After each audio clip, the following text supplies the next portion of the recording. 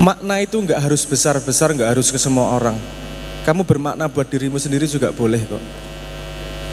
Kalau kamu punya pikiran harus mandi hari ini, rajin mandi jam 8, konsisten mandi jam 8, itu kamu punya memaknai dirimu sendiri dengan serius artinya. Ketika tadi itu Anda ngelihat 2 tahun yang lalu, Anda lihat, kalau Anda tidak tertawa melihat diri Anda 2 tahun yang lalu, Anda harusnya khawatir. Karena berarti Anda tidak tumbuh, ya enggak?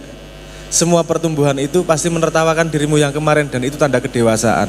Kita semua pernah goblok kok, nggak ada yang tiba-tiba pinter kok. Terus saya ngelihat tweet saya 3 tahun yang lalu gitu, ya ketawa. Iyalah, goblok rek gitu. Biasa, tapi itu namanya pertumbuhan. Artinya dalam setiap langkah kita mencari makna terus. Gini, saya ngajak bermanfaat itu bukan kalimat saya. Ini kebetulan konsep Islam. Kalimatnya adalah khairun nas anfahum linnas. Orang yang terbaik adalah orang yang punya manfaat, punya banyak manfaat. Manfaat ke orang lain lebih baik, tapi dimulai dari memberi manfaat pada dirimu sendiri. Di sini ada yang punya adik, ada yang punya adik. Anda kalau ngasih tahu adikmu biar dia baik gitu, kenceng nggak? Maksudnya beneran nggak, sungguh-sungguh nggak? Dek, ayo belajar 2 jam. Dek, ayo mandi. Dek, ayo tidur. Bener nggak? Anda sedisiplin itu sama diri Anda sendiri enggak? Enggak ya? Anda sayang ke adik Anda sehingga disiplin, betul kan? Ngajaknya beneran ngasih taunya. Kok Anda sayang sama diri Anda sendiri enggak? Kok tidak sekeras seperti adik Anda? Paham maksud saya? Artinya memberi makna mulai dari diri Anda sendiri. Dirawat badannya, dirawat akalnya, dirawat pengetahuannya, dirawat. Setelah itu baru kita bisa memberi makna kepada yang di luar.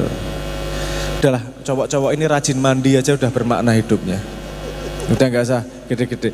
Kamu bikin saya kasih, ada metode yang namanya Evelyn. Evelyn itu metodenya gini. Kalau malam kamu tulis 6 hal yang akan kamu lakukan besok. 1 hal sulit, 2 hal yang tengahan, sisanya hal yang mudah. 6 aja, gak usah banyak-banyak. Itu namanya metode Evelyn. Ini tips sedikit, contohnya untuk berguna diri sendiri dengan metodologi. Ini disebut sebagai metodologi Evelyn, karena yang menciptakan pertama namanya Evelyn. Saya pernah dimintain tolong untuk membuat sebuah program oleh pemerintah, bagaimana biar agar anak dari kecil itu terbangun mentalnya dengan baik. Saya membuat sebuah konsep yang namanya mission box. Artinya gini, setiap hari latihan hidup itu dengan tujuan. Bukan responsif tapi punya intensi. Latihan itu dulu. Maksudnya gini, Evelyn, balik ke Evelyn itu tadi. Ketika malam hari tulis 6 hal yang harus kamu selesaikan besok. 3 hal yang sangat mudah, mandi, sikat gigi, sama bersih-bersih sepatu. Mudah itu, oke.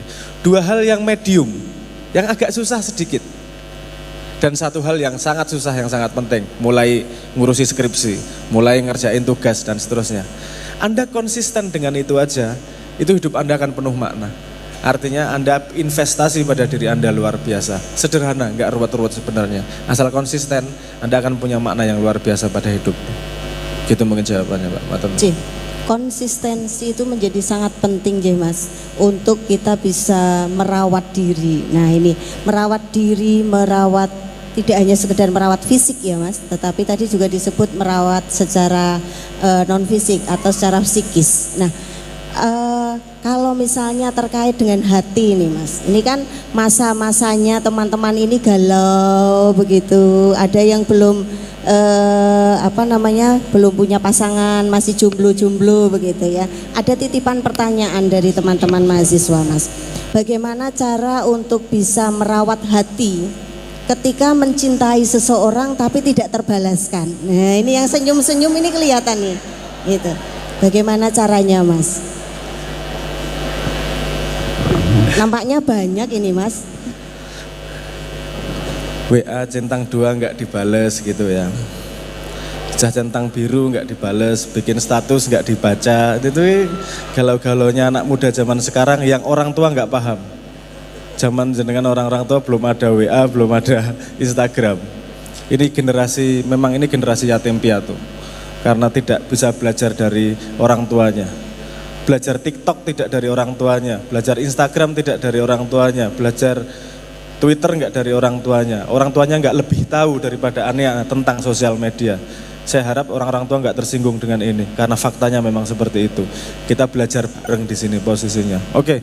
Untuk teman-teman, kebetulan saya juga sekolah psikologi UD3 tapi enggak saya ambil gelarnya. Kalau saya setahun lagi punya gelar psikologi juga. Gini, hidup itu pengalamannya cuma dua. Pengalaman fisiologi dan pengalaman psikologi, itu aja. Udah. Masalahmu di mana? Masalahmu di fisik atau masalahmu di psikologi? Ada ketika kamu tahu dua permainan itu, ada satu yang perlu kamu pastikan ketika menghadapi hidup. Pastikan dalam hidupmu selalu ada yang namanya progres. Progres. Apa artinya progres? Selalu ada kemajuan. Terus. Kalau di sini ada yang pernah patah hati? Ada yang pernah patah hati? Wah, sampai nggak mau ngapa-ngapain dan seterusnya, gimana nih lepas dari patah hati itu susah banget kan? Paham ya? Pernah paham? Salah satu tips untuk keluar dari patah hati, dari sakitnya patah hati, itu pastikan dirimu ada progres di apa yang kamu lakukan.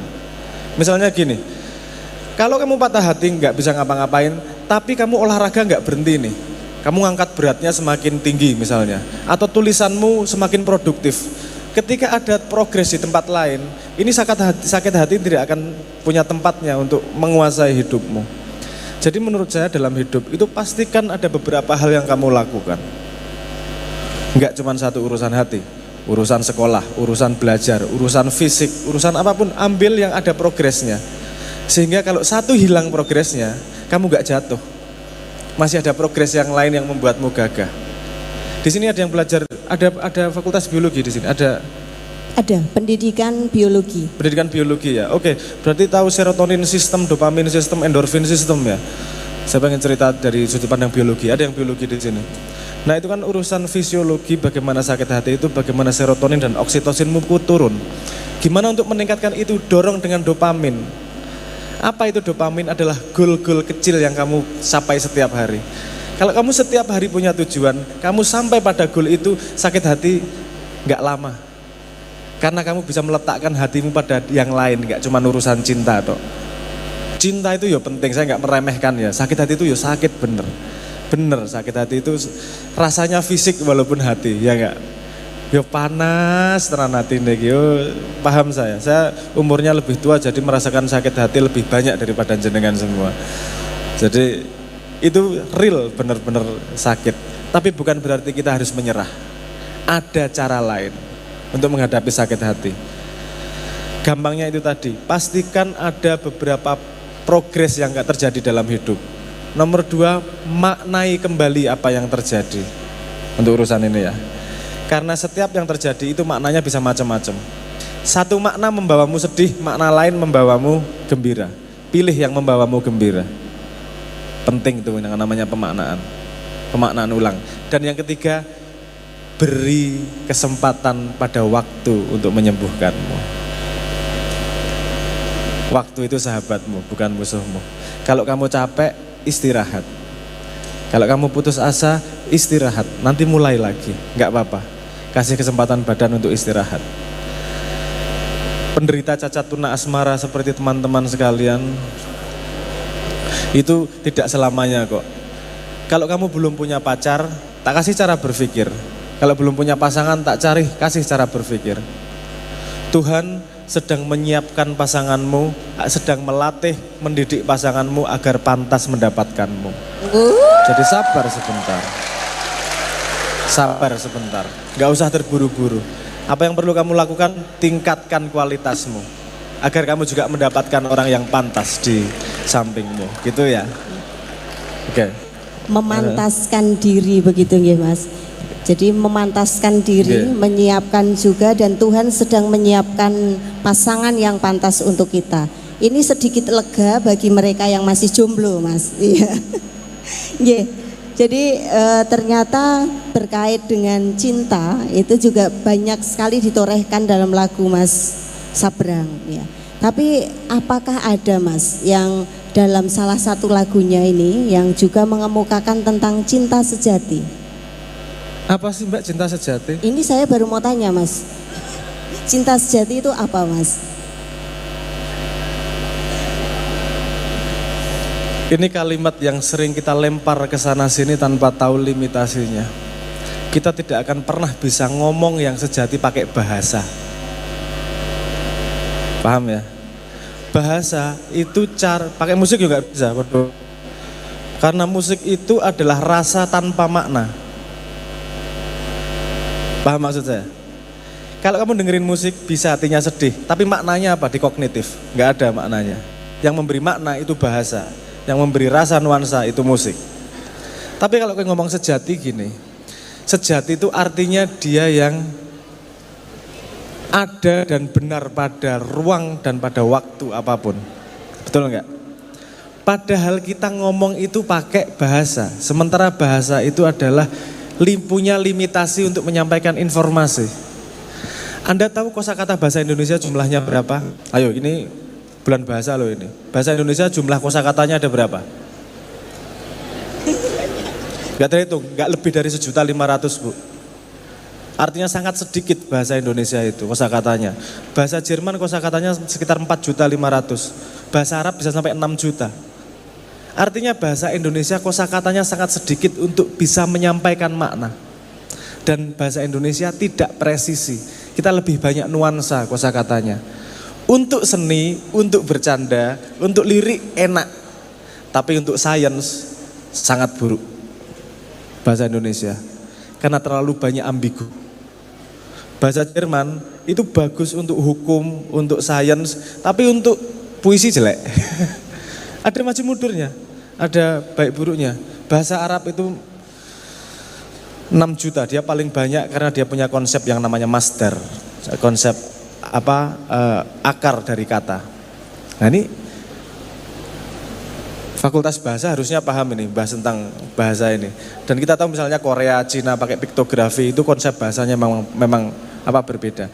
Nah kalau ngomong cinta sejati, segala sesuatu yang dikatakan oleh bahasa itu adalah sesuatu yang tidak lengkap. Pasti, karena yang melengkapi adalah pikiranmu sendiri. Saya ngomong, pedes. Anda tahu artinya pedes? Karena Anda pernah merasakan pedes. Kalau Anda tidak pernah merasakan pedas, bisakah saya mengatakan pada Anda pedas itu apa? Coba deskripsikan rasa pedas pakai bahasa, coba. Sebuah rasa yang bikin panas, di kampleng sendal ya panas. Mongah-mongah gitu. Mongah-mongah, apa itu mongah-mongah? Jadi ada pengalaman yang bisa dikomunikasikan, betul enggak? Tapi bukan berarti gini, bahasa efektif untuk sesuatu yang kita sama-sama tahu. Bahasa adalah alat komunikasi yang efektif untuk sesuatu yang kita sama-sama tahu. Kalau yang satu tidak tahu, bahasa tidak begitu efektif. Sehingga kalau ngomong cinta sejati, apapun yang saya katakan itu bullshit. Cuman pengen membuat kamu wow. Kalau cuman pengen butuhnya gitu, oke. Apa itu cinta sejati? Cinta sejati adalah gini. Ini cuma cangkeman ya, ini wow, pengen bikin wow itu tadi. Coba kita bikin quote, apa itu cinta sejati? Cinta sejati adalah akar dari kesejatian itu sendiri. Cinta tidak datang dari rindu, rindu tidak datang dari cinta. Tapi semua cinta yang kamu alami adalah kesejatian dari kerinduanmu kepada Yang Maha. Bisa dikatakan seperti itu. Sepertinya bagus, sepertinya sebuah quote bisa ditulis di Twitter, nanti bisa di retweet atau regram. Tapi membuatmu merasa tahu walaupun kamu tidak tahu. Karena cinta yang sejati harus dialami, bukan didengarkan dan dipahami. Paham ya maksud saya ya? Ada hal-hal yang hanya bisa diketahui dengan dialami. Itu sudah tertanam di bahasa Jawa sangat lama. Ilmu itu kelakone kanthi laku. Kalau kamu gak laku, yang kamu miliki bukan ilmu, tapi hanya pengetahuan. Cinta sejati apa? Mari kita rasakan bersama dan kita bagi hasilnya satu.